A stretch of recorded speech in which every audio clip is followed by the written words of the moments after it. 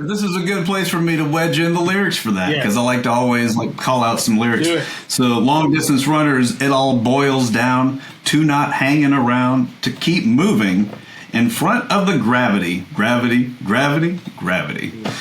And if I stop to catch my breath, I might catch a piece of death. I can't keep your pace if I want to finish this race. My fight's not with you, it's with gravity. Yeah, so great. So, that's good golly. The answer is there. I mean, just the momentum. You're responsible for your personal momentum. You have to put an engine in yourself. Right. The answer is there, but there's not a fixed position. That is Right. That as well. Of course. How about you? Highlights. I'm going to pick a very similar list. Long Distance Runner is top Ian track for me.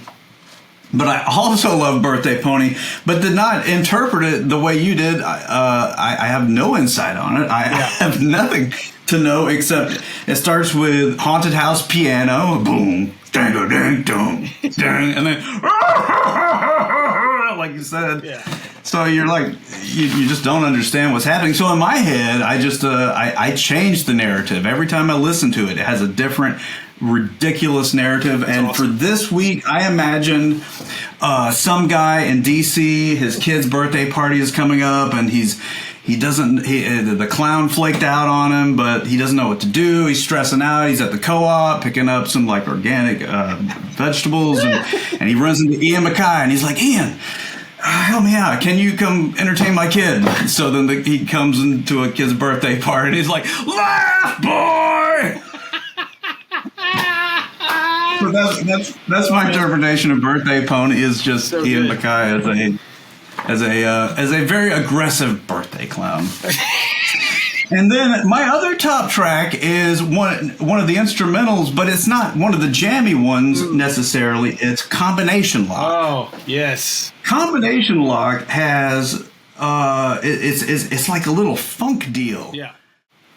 Yeah, but just an irresistible bass and drum groove with some really groovy guitar work that reminds me of the Meters or something. Right. And the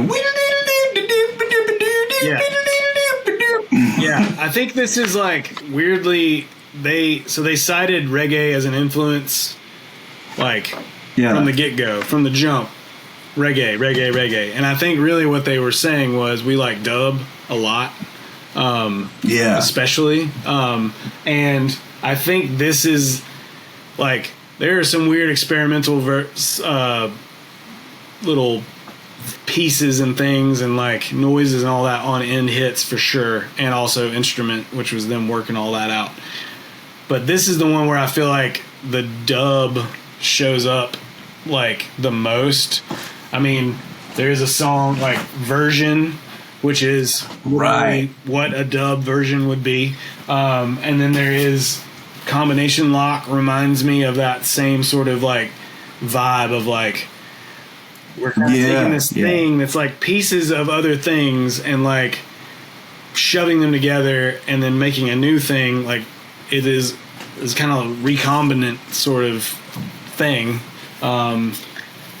which is the dub way. You take a version, you take the vocals out of a version, and then you mess with everything with delay and whatever and bring things in and out and make it all weird, and suddenly you have a different version that you get to play through a giant sound system at a party. So oh yeah. This is the and I'm glad that track is the weirdest. Yeah, it seems to be the version where that comes to the fore more than it had. There's elements of that in the other records, but I feel on this one it's oh no, we really do enjoy this. There's also, it seems this goes along hand in hand with that. There seems to be a good dose of this is something I learned. I feel there's hip hop influence shoved between the lines almost. I feel a lot of the ways that Brendan is treating downbeats and the absence of downbeats is very Combination Lock is hip hoppy. Yeah, it's it's very reminiscent, where he stops and starts things, and sometimes he'll come in on like on the ands of like one, or like he'll wait and like drop a downbeat here and there, like you would if you were like in a hip hop group with like a set beat. Like some way to differentiate that is drop the downbeats, or drop the kick drum here, or like you're gonna come in with only the hi-hat there instead of the hi-hat and the snare, like that kind of stuff. And he did a lot of that live. I remember like just zoning in on him, watching him like count without a hand on the hi-hat, and like I was like, what is he doing? And then it like dawned on me, like, oh, he's keeping time while he's also messing with the time, but they all know where he is and what he's doing, but he's just like dropping a hi-hat here, or like drop the snare here, and like later, and like listening to those live versions again this week too, like I was like, oh right. Like that influenced so much of my brain. Like I was just like, oh, you can mess with it so much, but it still feels, you still feel the push of everything, but like you're just not giving everybody the because then when you do give them the like it's so much more impactful, which is kind of this record all over, is like that tension and release of like, we're going to hold this out. Like we said in like, Do You Like Me? Like we're going to hold the distortion out for as long as we possibly can. And then you're going to hear it when somebody turns that guitar up, the volume knob goes all the way to 10, and now you're like in a Fugazi song. Yeah. Like, oh God. Which also leads me quickly to another tangent.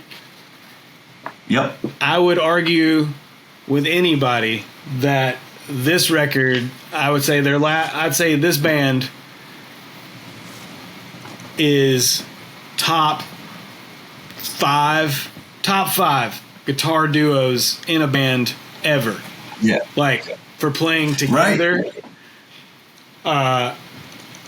They hard, if you don't know about this, kids, you should check it out. They hard pan the guitars in the studio. So if you turn your little balance knob, or on your remote, your little balance flipper, I don't know why I'm making this hand gesture. Flipper.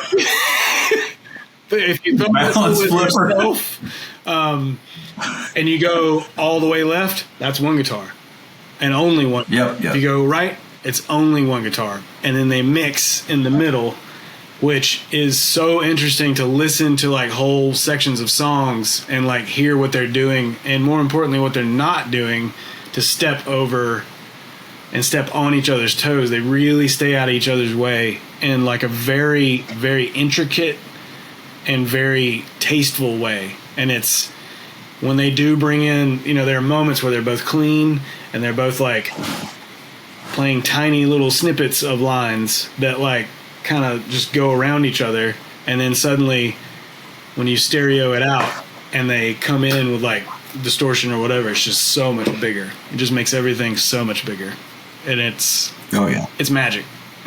It's so good. Oh yeah, lots of amazing guitar interplay. I mean, just the harmonizing, which is that's another thing that's like, not a real common hardcore thing. Just it's more of like an Allman Brothers thing or something. Just the where one guy's playing the part, like in this section, like a third or a fifth, and then the other guys. And he was also. And I remember that Masquerade show. Like Dee was tapping his line. I was like, oh yeah, it's some wild shit. What? The world should know. Get out there, kids. It's so true. I mean, it's just crazy. It's crazy how much influence they had.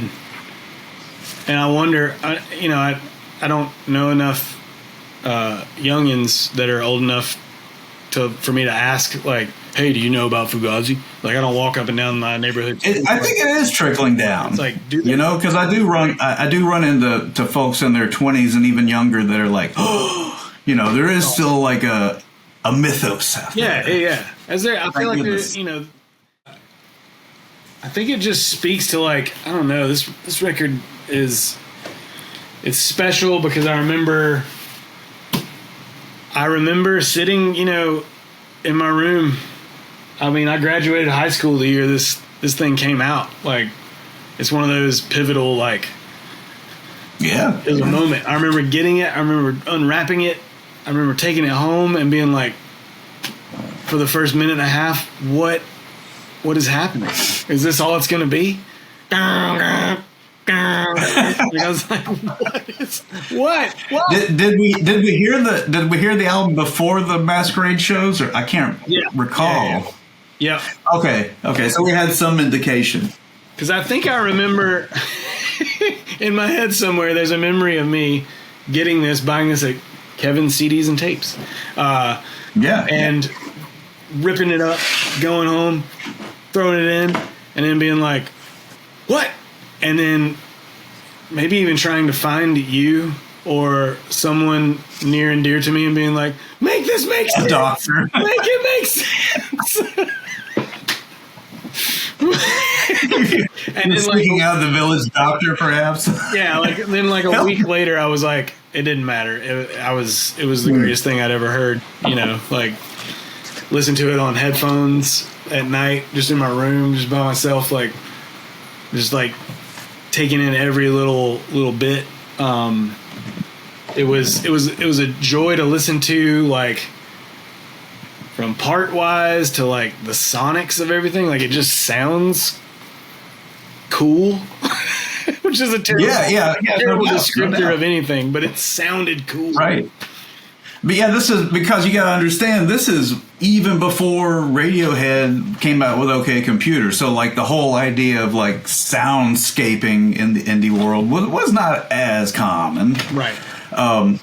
So yeah, I mean, it predates even that. But yeah, it's an atmosphere of a strange world. I mean, that's the thing. The stuff we talk about on the show, they create little worlds for you to get inside. Right. Yeah, and I think you can, like we even said, like, I think a lot of this record is about personal things. I think a lot of it is about there are some definite like environmental, not just like nature environmental, but environmental in the big picture forces, governmental forces are in there. They're always seen as like this big governmental band. Everything is about the government. It's like, not really. Like, it's about a lot of things. Like, they were singing about more than just like what happens in the White House, because that's a lot of it, but it doesn't affect your interpersonal relationships with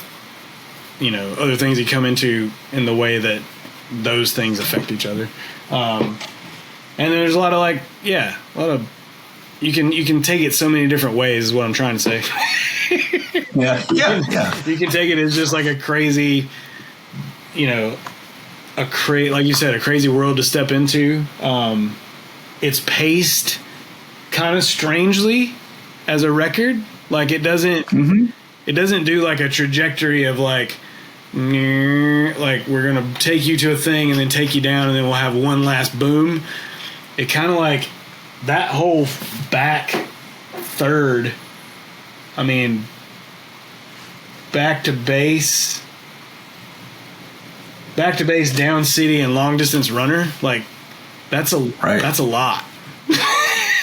Yeah. It seems like the more like standard sounding, the things that could have been on like repeater are kind of there at the end. Right. Like the more. Right. But that puts the experimental stuff at the beginning and in the middle. Right. And then you've got. But I dig that because I love how it goes way murky in the middle with Bayou and Version. Yeah. It's probably the druggiest Fugazi music around. Right. It's like the THC content of Version is like 83%. Like, kids don't listen. I mean, until you're old enough, don't listen to Version. It's also interesting to note that, like, I'd only heard this on CD for years, and the way it is between side 1 and side 2 on a piece of wax is a little different, and also awesome because side 1 ends with "Fell Destroyed," which is great because it does kind of, and then side 2 starts with "Bayou." Okay. Which is a pretty fucking great way to start side 2. Yeah. But it also, Bayou and Long Distance Runner, like, bookend the second side, which is pretty awesome. And then the song that will forever give me timing nightmares, Back to Base, which is like the like I'm sure it's much easier than I've ever made it out to be, but like just hearing them play that song, I'm like, you must be like some sort of weird like machine human hybrids, because I don't understand how when you hear that riff, and that one's how Brendan was like, oh yeah, I'm just gonna do this. And that one stands as the shortest track, 1 minute and 45 seconds. 1 minute and 45 seconds of just like, it's like the Great Cop of this record. Yes. Like a Great Cop is like that, where it's just like, gah! Although that's a much more straight ahead. Back to Base is like, it's like a social experiment that Ian wrote on a guitar to see if he could drive somebody crazy. Like, let's see what you do with this big guy, huh? And then, like, oh God, my brain. So in that on that second side, also Target has a cool like Band of Gypsies riff in it. Yes. Do do do do do do do do do. Yes. Jimmy would be proud of that. Yes. I really should have said the entire second side is like rock city. Like, yeah. You do have version after Bayou, which is like the break, but like from Target on, it's just like, giddy up and go, kids. Like, giddy up. We are doing. I'm trying to think. What was the other thing I was gonna? Is it? What's the song? Sick with. Maybe it's. Oh, it is Target. I think Target is the one I was going to mention because of the in Instrument, you get to view them recording this song, and especially through the eyes of Brendan. And apparently nice. the intro to this was it was like tricky in a feel way, and you can kind of hear it even on the version they kept, but like there's like the moment, it's like a peek inside a recording session for a drummer, because there's always like in a band situation where you're not like, you don't have the like hired gun guy coming in who can play like literally anything in his sleep, and you have the like normal Joe Schmo drummer guy. There's always a moment where you have a song, it's just not like the parts don't fit, or like the feel isn't just right, or the like maybe the timing isn't just right. And I got the express picture that they were not recording to a click track at any point, so you're just kind of relying on everybody being in that same groove. But the beginning of that, he has to do the fill to bring them in, and he's like just kind of holding this static pattern, but it like they keep stopping him because he's like speeding up, and at a point it's just like it just shows him like God. It's like yeah, been there. You're just I mean, the last 10 were fine. Like, what is wrong with you? Right. But that's the thing with about human beings connecting. It's like trying to synchronize 4 heartbeats. Yes, it's a tricky thing. It's hard, and but that's Target stands out as one of my favorite batches of Gee lyrics. It's got it's cold outside, my hands are dry, skin is cracked, and I realize I hate the sound of guitars. Right. 1,000 grudging young millionaires forcing silence, sucking sound forced into this conversation. Oof, that's pretty good. Up there with Forensic Scene. That's those are the top Gee tracks for me. Yeah, I remember thinking like, are they gonna stop after this record? He hates guitars now. Like, I think we were probably all sick of guitars by the mid '90s, right? He was like, oh no, is this it? Is this the last one? Like, oh no. And I was like, oh no, they're fine. Yeah, they're good. It's just that they're just hearing too many guitars. Yeah, he's just like, it's just all those dates you talked about. They're on the road like nonstop for like the right. This album and the one prior to it, like hundreds of dates. I mean, it definitely goes. it goes without saying they were busy beavers, and it should not go untold that they were a band from 87, the end of 87, so then they recorded the first thing in like 88, put that out. They put out something 88, 89, 90, 91, 93, 95, 96 or 7. Are you tired yet? 99? No, 2000 was the last one. So you got all that in roughly 12 years. 12 years time. I mean, that's plus all the shows, and they went all over the world. And I think that's the thing. That's part of that tension that you feel. I think that's part of the beauty of this record is kind of illustrating that for people in a way that it hadn't been illustrated before. You have those we made this record on the road sort of records, I don't know, Running on Empty or something like Jackson Brownish kind of thing, where it's the glorification of the road life and it's so it's so tiring, but we're really just cowboys and troubadours and yabba dabba. It's you're out that much, the whole like your birthday pony. I split myself into two.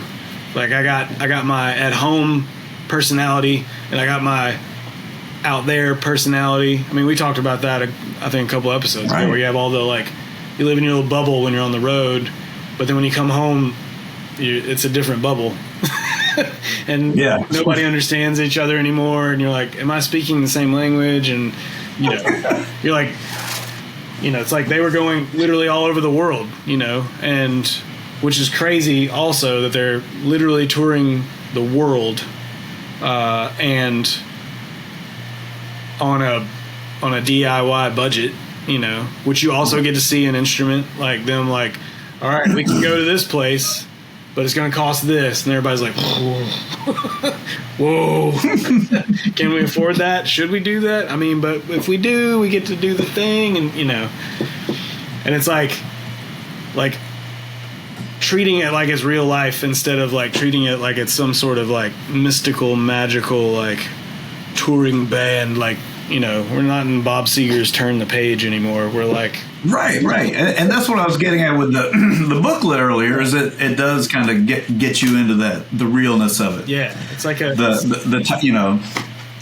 yeah, and I feel the exhaust, both the joy and the energy and the exhaustion. Yeah. It's all there. Right. It's all there. Yeah. I think how many of these pictures Joe's yawning, Ian has his hands in his head in his hands. Yeah. Guy looks like he might be possessed and somebody is waiting to take the demon out of him. Right. Yeah, it's those are pictures of real people who are tired and have been, they've been going and they're still going. It's the long distance runner thing, So yeah. You gotta keep this up. I think I can. Maybe. It seemed a little less likely right after this because I think Ian got really sick with some kind of crazy lung infection. I remember when I was there, he was just getting over that. But that also threatens. I can't imagine. He needs lungs are a big part of singing. I don't know if you know this, kids. This part in here, you need all that. Yeah. Oh. But any closing thoughts? I feel like we have typed our Dimetap and Robitussin and NyQuil collection. We have taken thoroughly. Red Medicine. The Red Medicine has gone down. It was a little different at first, but by the end we were just chugging the bottle. It was great. It didn't taste like we were robo tripping at all. Not at all. Side note, that is the back of an amp. Yes. Spray painted with Fugazi. I've always dug that. That's super cool. Which dude's amp? Not totally sure. I think it might be Ian's. It's definitely his guitar also there. Spray painted with Fugazi on the back of it. That's nice. I think probably why none of his guitars have been stolen, maybe. I don't know. Because everybody's like, I'm not stealing that dude's guitar because there's no way I'm getting that off. Yeah. It's clearly marked. Clearly marked. And he's going to come after me. I know it.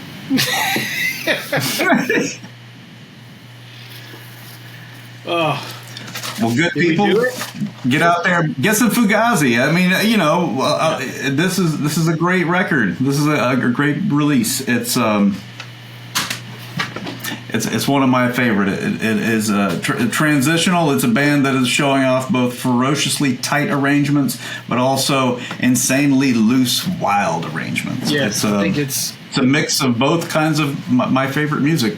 Yeah, I think if it's like a good record, this, and I would argue, the argument is also a great place to jump on the Fugazi train. If you were like, I don't know where to start. There's so much. Like Red Medicine, the argument are both really good jumping on points. I do tend to favor the later era, and I know that's just because that's the one we lived through, right. You know? Right. Like, I know that's the one where like we could go see the concerts, and it was just it was the in the moment. So right. But yeah, I do tend to favor that era. I mean, it seems like, you know, the probably the better known ones might be 13 Songs, which is a compilation of the 2 EPs. Yeah. And then maybe Repeater and On the Kill Taker. Yeah. Those are definitely more like hardcore. Right. But there's elements of like the groove. There's always elements of groove. That's what set Fugazi apart. Right. You know, they got away from that, like the just the cliched hardcore. You know, I mean, that comes up. Sure. But it's not the only. No. It's not the only. Yeah, and that's what I was saying earlier. Like, you know, I think you saw the glimpses of this on the Kill Taker with like Sweet and Low. And that rhythmic diversity. The song 23 Beats Off. That one is like one of my favorites, with its like super crazy noise outro thing and just like snare drum from hell. Yeah. And but yeah, and then, you know, the Gee songs on there, Last Chance for a Slow Dance, that's a good one. That's like kind of points to like, wait a second. Those are edging towards this, I think. Like we're getting to a place that we weren't before, and this is the one, I think, where it really tips over, and like suddenly they're like, you know, in 2 records time we're gonna have hand claps, guys. Yeah. I'll never forget the first time I saw them on the Kill Taker tour. I saw 2 shows there in '93, and the opening song was Sweet and Low. Yes. And that was just so wild to me, because it's like the most chill, dynamic thing, right? And it just laughs in the face of, yeah, you heard this was a hardcore band, and the show's gonna open up with. It's beautiful. It's so patient and musical, and just take that. Yes, and to come full circle and to complete all my tangents, if you've never heard it, anybody out there, you should check out Fugazi. It's a thing. It's a mashup of Fugazi and Wu-Tang Clan. Oh, dude. And I'm aware of these like Wu-Tang mashups, and I've heard a few of them, but not that one. So I'm jumping on it. Really good. I think it's like I'm getting on that. Is it 13 Chambers or something like that? I forget what the name is. Oh, golly. It's really do they strictly sample from the 13 Songs album, or is it all over? No, it's all over the place. But okay. It's all either 36 Chambers or like there's some adjacent like solo songs in there, but it's really nice. It is I'm on. I'm top in notch. it. Top notch. To win it. Yeah. Well, Ford, there it is. Anything else? I think if I start talking, I'll never stop. Yep. And I guess now it's up to us to turn off the internet and go outside and run a long distance marathon. But do you like me? Do you like me? Do you like me? I mean, scraping? I don't know. Is a bed for the scraping also a forensic scene? I don't know. And if there's if the pony gets in the bed, I ain't I ain't coming to your Yeah, house. if you got a birthday pony in your bed for the scraping, it's definitely a forensic scene. This is a fucked up situation. I'm just gonna use my combination lock to get the hell out of here. Oh boy. All right. Well, hey, we'll do this again in a couple of weeks. What do you say? Absolutely. I think we've got something special planned next time. Yes, sir.